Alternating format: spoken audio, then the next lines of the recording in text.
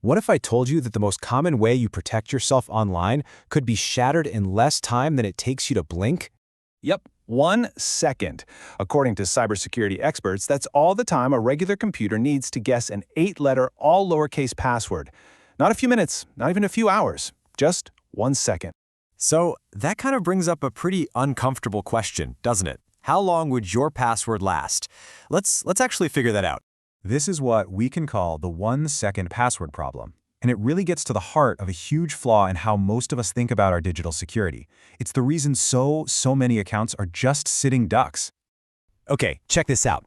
Look how insane the difference becomes when you add a little complexity. 8 lowercase letters, gone, instantly. But just add 1 capital letter and a number, and suddenly that 1 second jumps to 1 hour. Toss in a symbol, now we're talking 8 hours. But here's the real kicker, length. A 12-character password that mixes everything up, a normal computer would need 34,000 years to crack it. The difference is just, it's astronomical.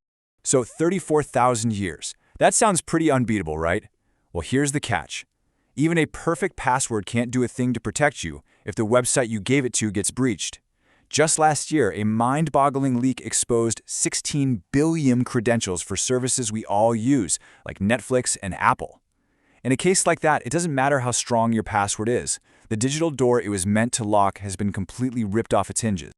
So if we know these huge breaches are basically inevitable, what are these companies actually doing to protect your password when it's just sitting on their servers? This is where things get really clever. They use something called hashing. The best way to think of it is like a one-way digital fingerprint. When you make a password, let's say Fluffy123, the system doesn't actually store Fluffy123. No way. It runs your password through this special function and stores the result, this long, jumbled-up string of characters. And the key is, it's a one-way street. It is impossible to turn that fingerprint back into your original password. But hang on, what if 2 people use the exact same password? They'd end up with the same hash, and that's a security risk. To solve this, websites add another little secret ingredient, salting. Before your password gets hashed, the system sprinkles in a unique random bit of data, the salt. So password 123 for you and password 123 for somebody else will have totally different digital fingerprints stored in that database. Pretty smart, right? And this is a super important point that trips a lot of people up. Hashing is not the same as encryption. Think of it this way. Hashing is a one-way street just for verification, like matching a fingerprint to prove it's you. Encryption is a two-way street for secrecy. It lets you lock something up and then unlock it later with a special key. For passwords, all a website needs to do is verify you are who you say you are. So let's see how this all works together when you log in. First, you type in your password. The server grabs it, adds your personal unique salt, and then hashes that new combination. Then it just compares that brand new hash to the one it has on file for you. If they're a perfect match, boom, you're in. What's so crucial here is that your actual password is never stored and it's never directly compared.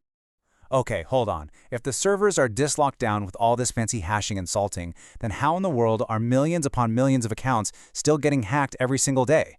Well, it turns out the weakest link in this whole security chain isn't the server. It's us.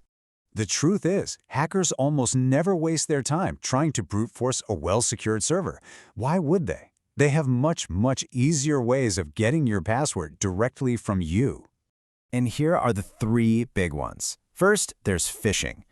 That's when you get a legit-looking email, maybe from Netflix, that tricks you into typing your login details into a fake website. Then you've got keylogger malware, which is nasty software that just hides on your computer and records every single thing you type. And finally, there's credential stuffing. This is like a hacker stealing a key from one data breach and then just walking down a digital street, trying that same key on every single door. Your bank, your email, your social media, hoping you reuse the same lock. So, now that we know the real threats, how do we actually fight back? How do we build our own strongest digital locks? Well, it's time to start thinking beyond the password itself. First things first, upgrade from a password to a passphrase. Seriously, instead of some complicated mess like Troubadour and 3, just use 4 totally random words, something like correct horse battery staple. It's incredibly long, which we already saw is the most important thing, but it's way easier for a human brain to remember. Second, and I mean this is completely non-negotiable.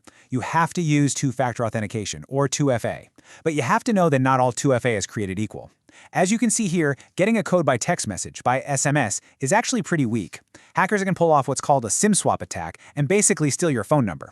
Authenticator apps are a huge step up, but the absolute gold standard is a physical hardware key. It is almost completely immune to phishing attacks. And if you think this is just some theoretical risk, think again. A security report on a major data breach at Reddit found that hackers got right into employee accounts even though they had SMS-based 2FA turned on. The hackers just found a way to intercept those text message codes.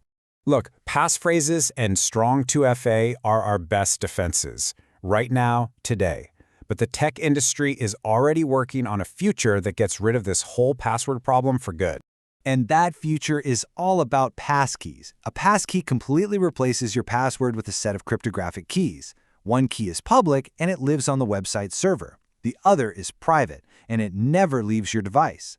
The only thing that can unlock that private key to prove it's really you is your face or your fingerprint. The whole process is amazing. It's so smooth and so secure. You just tap sign in, your phone asks for your Face ID or fingerprint, and bam, you're in. No password was ever typed or stored on a server or sent across the internet. And that means there is literally nothing for a hacker to steal in a data breach. Which leaves us with one final and really exciting question. As giants like Apple, Google, and Microsoft all push this technology forward, are we finally, truly witnessing the end of the password for good? For more simple, meaningful tech explanations that actually make sense, be sure to subscribe to Refreshing Tech.